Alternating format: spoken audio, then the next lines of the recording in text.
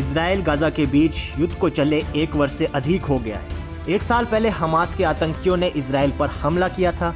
इस हमले में हमास के आतंकियों ने इजराइल के लोगों की निर्मम हत्या की थी और कुछ लोगों ने हमास के आतंकियों को बंदी बना दिया था। इसके बाद से इजराइल ने पूरी ताकत के साथ गाजा पर हमला बोल दिया। तब से लेकर इजराइल की सेना लगातार गाजा पट्टी पर युद्ध लड़ रही है। इस बीच इजराइल ने अपने कुछ लोगों को हमास के कब्जे से रिहा कर दिया था, लेकिन बहुत से इजरायली नागरिक अभी भी हमास के कब्जे में है। ऐसे में सवाल उठ रहा है कि इजरायली सेना के गाजा में अपने हमलों के बावजूद भी क्यों वो अपने नागरिकों को रिहा कराने में असफल रही है।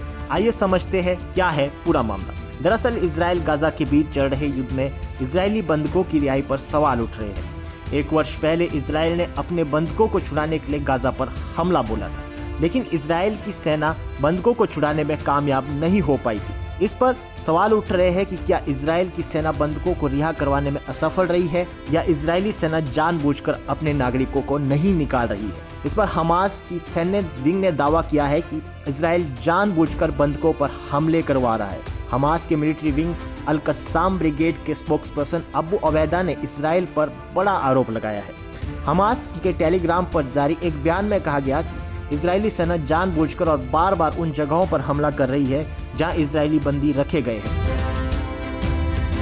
कब्जाधारी इजरायली सेना ने हाल ही में एक स्थान को निशाना बनाया जहां कुछ दुश्मन बंदी थे, यह सुनिश्चित करने के लिए कि वे मारे जाए। उन्होंने कई बार बमबारी की। बयान में जोर देकर कहा गया है कि प्रतिरोध समूह के पास खुफिया जानकारी है जिससे पता चलता है कि दुश्मन ने जानबूझकर बंदियों और उनके गार्ड को मारने के इरादे से इन लोकेशन पर हमले किए। वहीं गाजा युद्ध के 1 साल से ऊपर होने के बाद भी इजराइल सेना गाजा से बंधकों को रिहा नहीं कर पा पाई है, जिसके लिए इजराइल के अंदर नेतन्याहू और सेना पर सवाल उठाए जा रहे हैं। बता दें कि अबू अबैदा के मुताबिक अल कस्साम ब्रिगेड के लड़ाकों ने जिंदा बचे लोगों को निकालने के लिए खोज और बचाव अभियान शुरू किया है। हालांकि सिर्फ एक बंदी को सफलतापूर्वक निकाला जा सका है, लेकिन उसके बचने की भी गुंजाइश कम है। अबू अबैदा की पोस्ट के कुछ ही देर बाद अल कस्साम ब्रिगेड ने एक वीडियो जारी किया जिसका शीर्षक था नेतन्याहू और हलेवी किसी भी तरह से गाजा में अपने बंदियों से छुटकारा पाना चाहते हैं।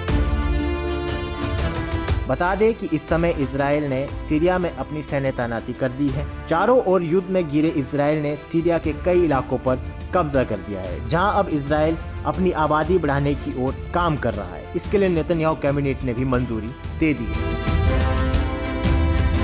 बहरहाल इजराइल ने गाजा पट्टी के कई अहम क्षेत्रों पर कब्जा कर दिया है। इजराइल के गाजा में अब तक के हुए हमलों में करीब 40,000 लोगों के मारे जाने का दावा किया जा रहा है। साथ ही इजरायली सेना पर आरोप लग रहे हैं कि इजरायली सेना जानबूझकर आम नागरिकों को निशाना बना रही है।